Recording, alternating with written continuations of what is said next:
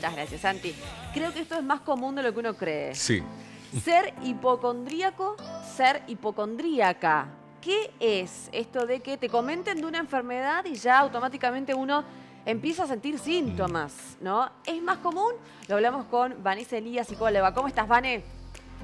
Hola, Majo, hola chicos, ¿cómo Hola, están? Vane. Buen Hola, día. Vane, muchas Hola, gracias Vane. por estar. Muy bien.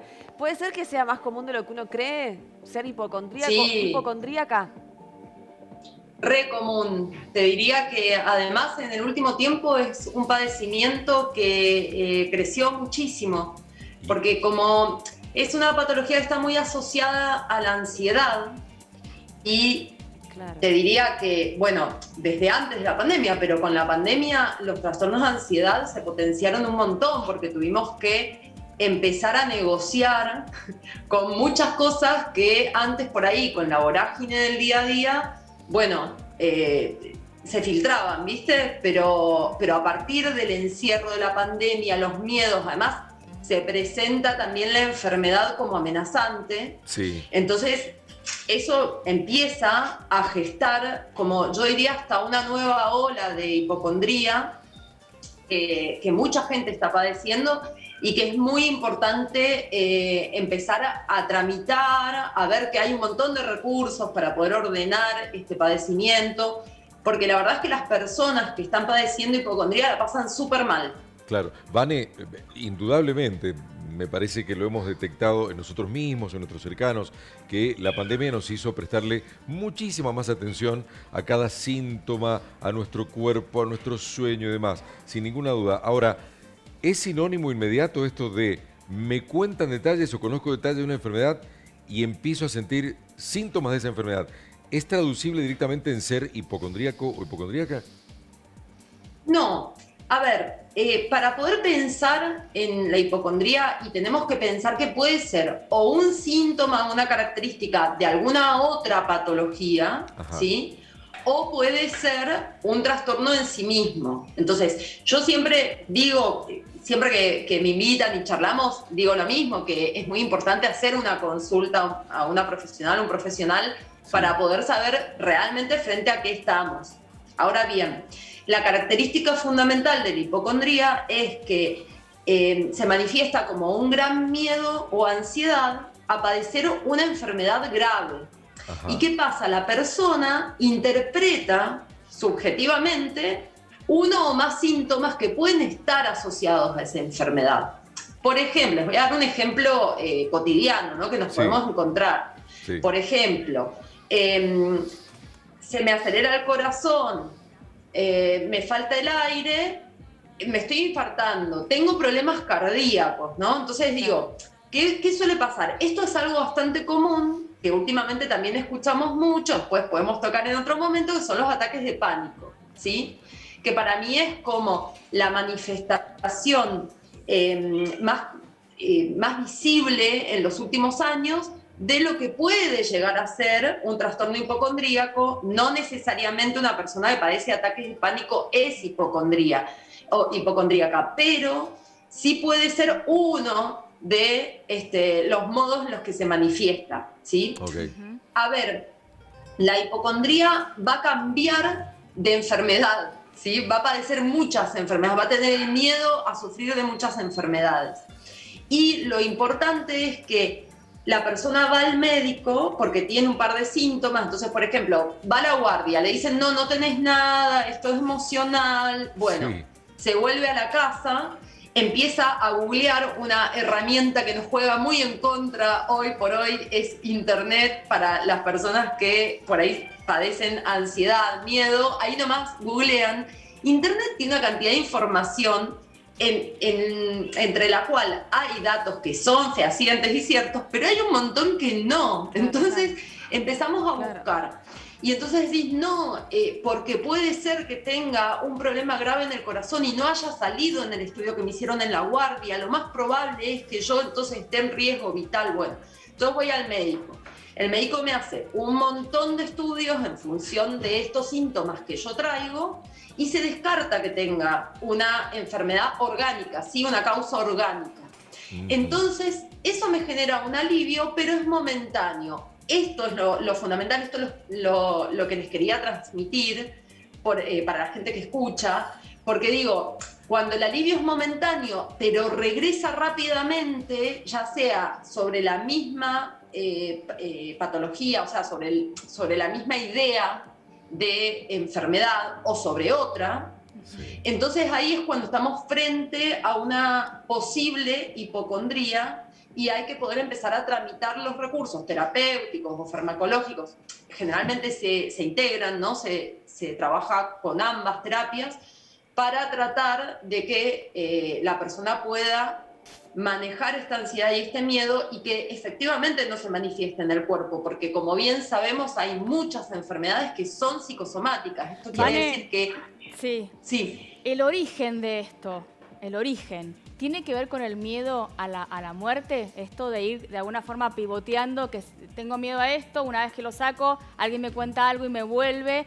El origen y la profundidad, ¿cuál es? ¿Es el temor a morir? ¿Está entrelazado con esto, al malestar, el miedo a la enfermedad en sí misma? Sí, qué bueno que haces esta pregunta, Anita, porque mirá, yo te voy a decir lo que nos dicen los manuales y también les voy a decir lo que me parece a mí en función de mis años en la clínica, ¿sí? Tiene que ver, el origen tiene que ver con el miedo a la muerte. Muchas veces, además, se dispara cuando se presentifica la muerte cercana, ¿no? Cuando perdemos a un ser querido muy cercano o cuando vivenciamos un accidente, alguna muerte, aunque no sea de un ser cercano, pero que estamos en presencia. Esto puede ser un disparador, pero yo te diría también, desde mi experiencia, que también tiene que ver con el miedo a la vida. Muchas veces la hipocondría es una manifestación o un recurso de la gran angustia que nos genera el vivir en estas circunstancias, ¿no? Con todas las exigencias que muchas veces en este programa hemos charlado de distintas cuestiones que tienen que ver con la exigencia cotidiana. Hace unos programas atrás hablamos del trastorno de anedonia y de esta como incapacidad de sentir placer por lo vital. Entonces digo, son un montón de cuestiones que empiezan a aparecer y que a veces a las personas nos da más miedo vivir que morir. Entonces también el identificarnos con la enfermedad se vuelve un lugar seguro de alguna manera. Como una evasión, ¿no? Sí. Y también un escape. En esto que dice Anita me sumo, ¿puede ser que haya personalidades, haya características puntuales de alguien en donde uno es más propenso a ser hipocondríaca, digo, como ser inseguridades, personas que son más propensas y que tienen ciertas características? Sí, claro, Majo. Y además de esto es así, y además de que hay características que nos van a hacer más propensas, más propensos, también hay como una herencia colectiva y ancestral, ¿no? También digo, depende de qué familia vengo, tengo más naturalizada la enfermedad o no. Esto también es interesante. La cultura nos va delimitando también cómo nos vinculamos con la salud y la enfermedad, qué consideramos salud y qué consideramos enfermedad.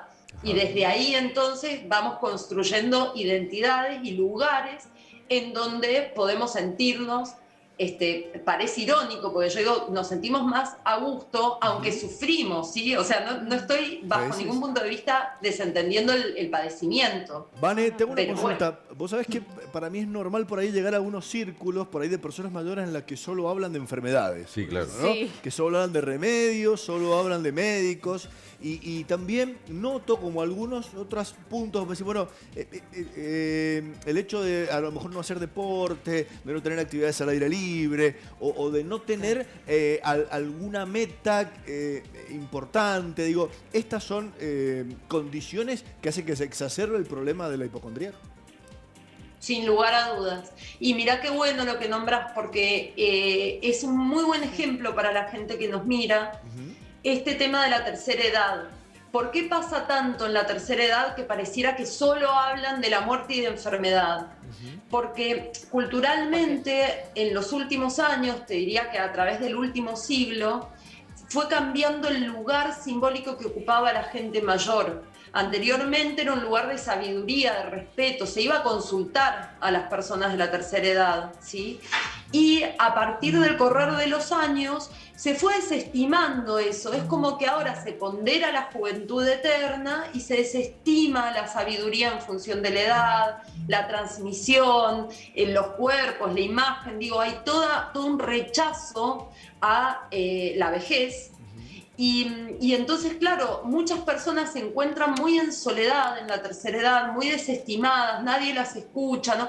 Entonces encuentran que la única manera también de existir, por eso decía, ¿no? Esta cuestión que a veces es el miedo a la vida, Sí. bueno, esta vida se me hace tan abrumadora, me desborda tanto, que entonces la manera de existir es justamente hablar de esto, de los padeceres que tengo físicos y de la cercanía con la muerte. Y ahí, puede ¿cuál es ser? la, perdón, relacionado con esto, por eso lo pregunto yo mismo, ¿cuál es la forma de cortar con esa suerte de cadena de pensamientos negativos que me llegan a hacer sentir que estoy enfermo? Digo, ¿es el fármaco o hay posibilidad de alguna otra cosa alternativa? Bueno, mira, Coco, yo en particular, digo acá claro, porque bueno, cada cual sus particularidades. Sí. Yo en particular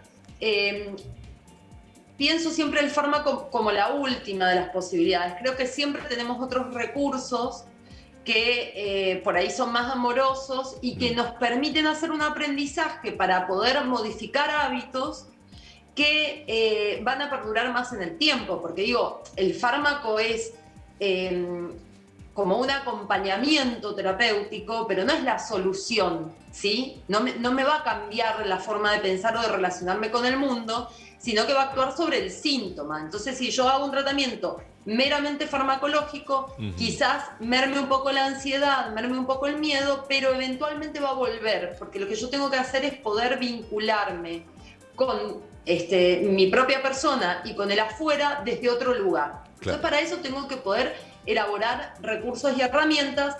En ese sentido existen un montón de terapias.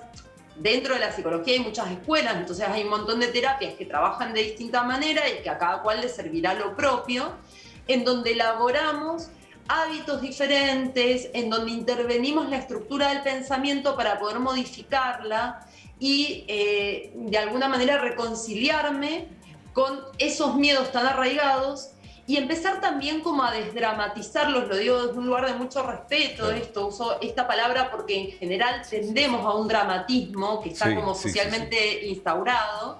Entonces, bueno, empezar a reconciliarnos con que, digo, hay cosas que tienen que ver con la lógica vital también. Nos enfermamos, nos duelen cosas, nos podemos asustar por algo, pero no darle una magnitud que no tiene en lo real, ¿no? Como no adelantarnos. Yo digo siempre, si nos traemos al aquí y ahora, que en definitiva es lo único que tenemos, porque el mañana solo existe cuando es hoy, cuando se convierte en hoy.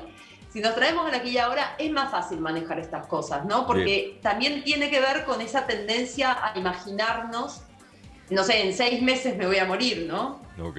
Bueno, no sé.